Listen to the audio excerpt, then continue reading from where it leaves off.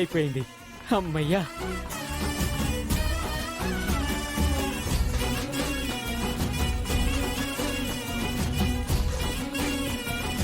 బాబు, ఇటు తిరిగి కూర్చోండి.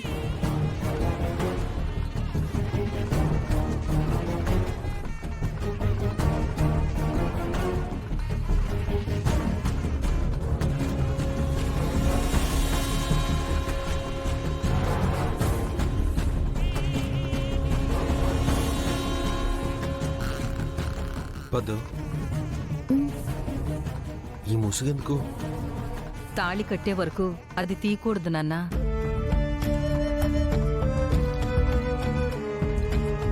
ఎందుకమ్మా? ఇది మన ఇళ్లలో ఆచారం నాన్నా.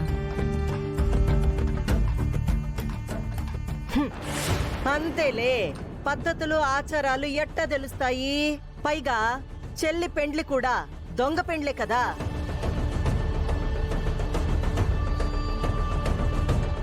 ఇట్టా సరిగ్గా జరుగుంటే అప్పుడైనా తెలుసుకుని ఉండేవాడు. సర్లే, మీరే పని సరిగ్గా చేసినారని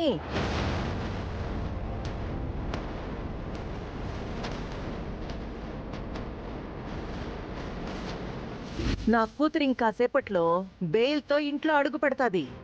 ఈ పెండ్లి మీద పిడుగు పడతాది.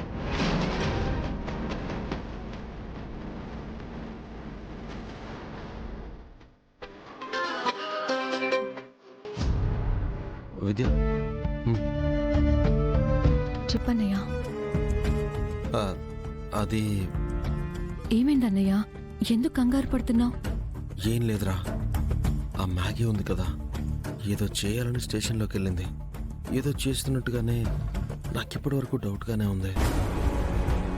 కానీ ఆ సిచ్యువేషన్ కానీ సెన్సేషన్ కానీ నాకేం అర్థం అవడం లేదు.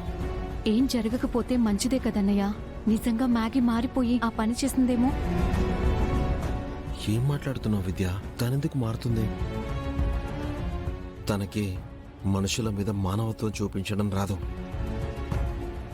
నేను రాజు కాల్ చేసి కనుక్కుంటాను. ఒకసారి నా ఫోన్ తీసుకురావా? సరే అన్నయ్య.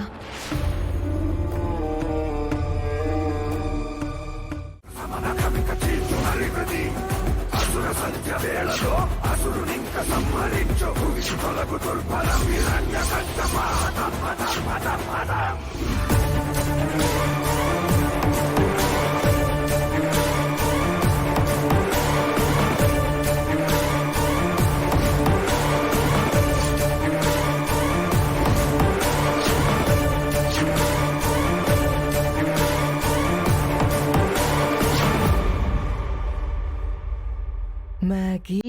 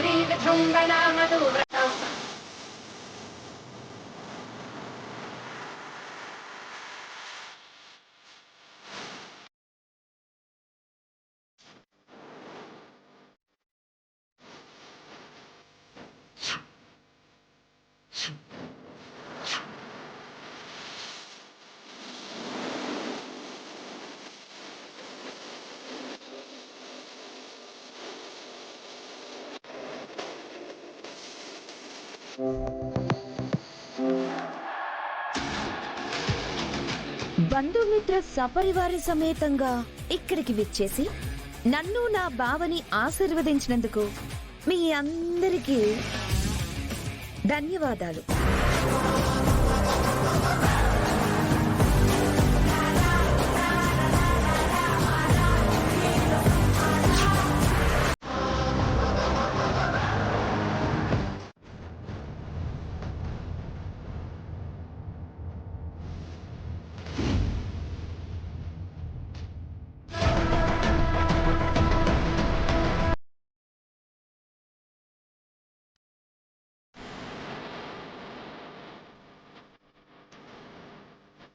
ఎంత మోసం చేశావు?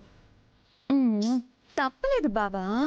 ఒక పెళ్లి చేయడానికి 100 అబద్ధాలన్నా తప్పలేదని అంటారు కదా. నేను నిన్ను పెళ్లి చేసుకోవడానికి చిన్న మోసం చేయాల్సి వచ్చింది.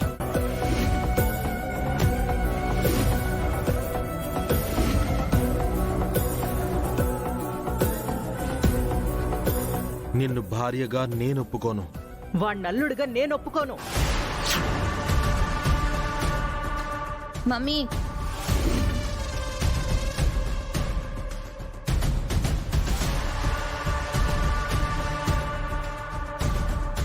నువ్వు ముందు రావే, రావే. మమ్మీ, అఖిల మమ్మీ.